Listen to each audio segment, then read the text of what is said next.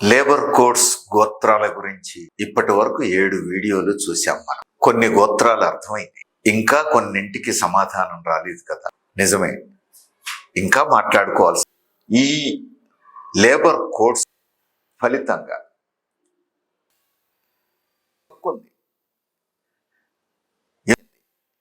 కానీ కోడ్స్ మాత్రం దేవుడు వరం ఇచ్చిన వరం ఇయ్యడన్నట్టుగా ఉంది. రాజ్యాంగంలో యూనియన్ పెట్టుకునే హక్కు ఉంది, సంఘటితమయ్యే హక్కు ఉంది, నిరసన తెలిపే హక్కు ఉంది. కానీ మోడీ రాజ్యంలో లేబర్ కోడ్స్ పేరుతో వచ్చిన కొత్త చట్టం ఫలితంగా ఇప్పుడు యూనియన్ పెట్టుకోవడం కూడా అంత సులభం కాదు. ఎందువల్ల? ఇప్పుడు యూనియన్ పెట్టుకోవాలంటే ఆ కంపెనీలో లేదా ఆ సంస్థలో లేదా ఆ రంగంలో, ఆ జిల్లాలో, ఆ రాష్ట్రంలో ఉన్న ఆ రంగానికి చెందినటువంటి మొత్తం కార్మికుల్లో 10% మంది లేదా 100 మంది, ఈ రెండింటిలో ఏది తక్కువ అయితే అది 10% మంది కార్మికులైనా సంతకం పెట్టి యూనియన్ కావాలి అని అడగాలి, లేదా 100 మంది కార్మికులైనా ముందే సంతకం పెట్టి మాకు యూనియన్ కావాలి అని అడగాలి. అంటే 10% లేదా 100 మంది కార్మికుల సంతకాలు సేకరించే లోపు యాజమాన్యానికి తెలియకుండా ఉంటుందా? అంత సీక్రెట్ గా 100 మంది సంతకాలు చేయించడం సాధ్యమా? ఇదొక సమస్య.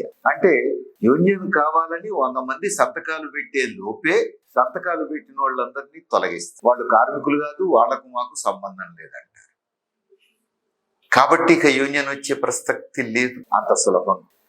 ఇంత కష్టపడి యూనియన్ పెట్టుకుంటే ఒకవేళ సాధ్యమైతే యూనియన్ ఏర్పడిన తర్వాత సమ్మె చేయడం సాధ్యమా? ఆ యూనియన్ ఉపయోగించుకొని పోరాడటం సాధ్యమా? యాజమాన్యం మీద ఒత్తిడి చేయటం సాధ్యమా? అది కూడా చూద్దాం. సమ్మె చేయాలంటే 14 రోజుల ముందే నోటీస్ ఇవ్వాలి. పాత చట్టాల ప్రకారం ప్రజోపయోగ సర్వీసులకు మాత్రమే 14 రోజుల నోటీసు కంపల్సరీ. అంటే తక్షణం ప్రజలకు ఆటంకం అవుతుంది, ఇబ్బందులు అవుతాయి అనుకున్న సర్వీసులు, ఉదాహరణకు కరెంటు పోతే ప్రజలందరికీ ఇబ్బంది, అందుకని విద్యుత్ కార్మికులు సమ్మె చేయాలంటే 14 రోజుల ముందు సమ్మె నోటీస్ ఇవ్వాలి. పాలు లేకపోతే చంటి పిల్లలకు ఇబ్బంది, అందుకని డైరీ కార్మికులు సమ్మె చేయాలంటే 14 రోజుల నోటీసు ఇవ్వాలి. హాస్పిటల్స్ లో సమ్మె చేస్తే రోగులకు ఇబ్బంది, అందుకని 14 రోజుల సమ్మె నోటీసు ఇవ్వాలి. అంటే ఇలాంటి ప్రజోపయోగ సర్వీసులకు మాత్రమే 14 రోజుల ముందు నోటీస్ ఇవ్వాలి. నోటీస్ ఇవ్వకుండా సమ్మె చేయరాదు అనేటువంటి నిబంధన వర్తించేది. ఇప్పుడు లేబర్ కోడ్స్ పేరుతో మోడీ ప్రభుత్వం చేసిన పని ఏమిటి? నువ్వు ఏ రంగంలో, ఏ కంపెనీలో, ఏ సంస్థలో, ఏ జిల్లాలో, ఏ రాష్ట్రంలో ఎక్కడ సమ్మె చేయాలన్నా 14 రోజుల ముందు సమ్మె నోటీస్ ఇవ్వాల్సిందే. కాబట్టి సమ్మె చేసే హక్కు బలపడిందా, బలహీనపడిందా? ఇదొక అంశం. అసలు ఈ లేబర్ కోడ్స్ లో మరొక గందరగోళం తెచ్చిపెట్టి సెక్షన్ 62(1)(a)లో 60 రోజుల ముందు నోటీస్ ఇవ్వాలి. సెక్షన్ 62(1)(b)లో 14 రోజుల నోటీస్ ఇవ్వాలి. ఇప్పుడు 60 రోజుల ముందు నోటీస్ ఇవ్వాలన్నా 14 రోజుల ముందు నోటీస్ ఇవ్వాలి? ఇదొక గందరగోళం. ఇలాంటి గందరగోళాన్ని వినియోగించుకోవడంలో యాజమాన్యాలు అందవేసినచ్చి వేధిస్తారు, ముప్పు తిప్పలు పెడతారు, మనందరికీ తెలుసు. కాబట్టి ఇప్పుడు సమ్మె హక్కు వచ్చినట్ట చేజారుతుంది. చూడాలి. పాత చట్టాల ప్రకారం ఉన్న హక్కు కూడా ఇప్పుడు చేజారిపోతున్నది కదా. ఇది నిజం కదా. కానీ మోడీ మనని నమ్మమంటున్నాడు. సమ్మె హక్కు ఇచ్చాడట. కోడ్స్ ద్వారా 29 చట్టాలను చదవలేక ఇబ్బంది పడే కార్మికులందరికీ సులభంగా చదువుకోవడానికి, సులభంగా యూనియన్లు పెట్టుకోవడానికి సౌకర్యం కల్పించిండట మోడీజీ. ఇది మోడీజీ చేసే మోసమా, లేకపోతే ఆయన నిజం మాట్లాడుతున్నారా? ఇప్పుడు ఆలోచించాలి. అంతేకాదు, 14 రోజులు కాదు, 60 రోజులు, 14 రోజులైనా 60 రోజులైనా ఆ తర్వాతనైనా సమ్మెలోకి పోవచ్చా? ఆ తర్వాత కూడా సమ్మెలోకి పోవడం అంత సులభం కాదు సుమా. ఎందుకంటే ఈ లోపలనే కార్మిక శాఖ కన్సిలియేషన్ అడ్మిట్ చేస్తుంది. కన్సిలియేషన్ ఒకసారి అడ్మిట్ చేసిన తర్వాత నువ్వు సమ్మెలోకి పోవడానికి వీల్లేదు. సమ్మెలోకి పోతే అది చట్టవిరుద్ధ సమ్మె. కన్సిలియేషన్ క్లోజ్ అయ్యేదాకా నువ్వు సమ్మె చేయడానికి వీల్లేదు. కార్మిక శాఖ కన్సిలియేషన్ క్లోజ్ చేసిన తర్వాత వారం రోజుల దాకా నువ్వు సమ్మెలోకి పోవడానికి, తర్వాత పోవచ్చు కదా అనొచ్చు. వారం రోజుల లోపలనే అడ్జుడికేషన్ కు పంపిస్తే, వారం రోజుల లోపలనే కోర్టుకు పంపిస్తే, కోర్టు తీర్పు వచ్చేంత వరకు నువ్వు సమ్మె చేయడానికి వీల్లేదు. అంతే.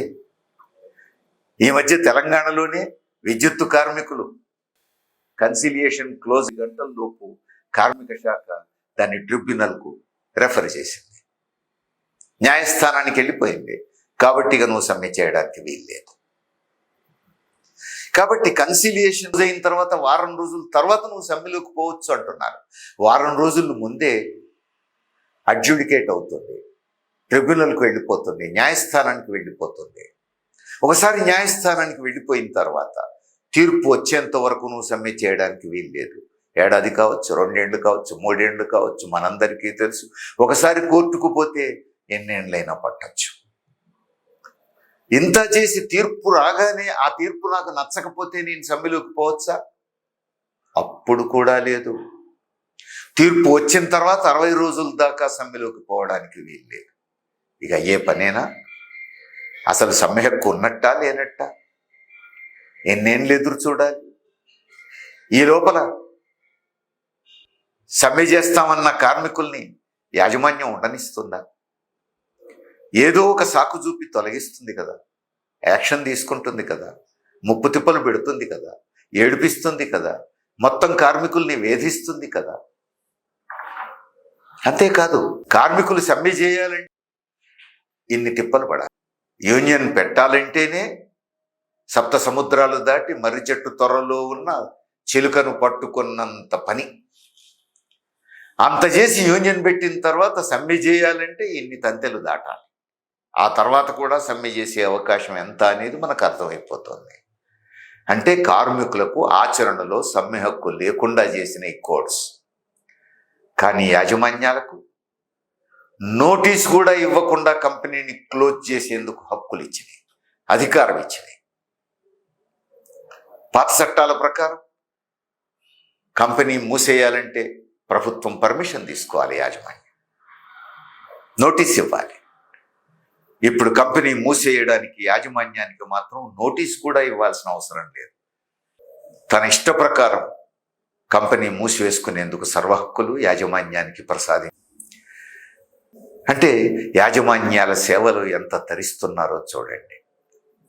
యాజమాన్యాల కోసం తెచ్చినటువంటి లేబర్ కోడ్స్ అనే ముద్దు పేరు పెట్టి కార్మికుల కోసమే తెచ్చామని చెప్పేసి ముద్దు ముచ్చట్లతో నమ్మించే ప్రయత్నం చేస్తున్నారు.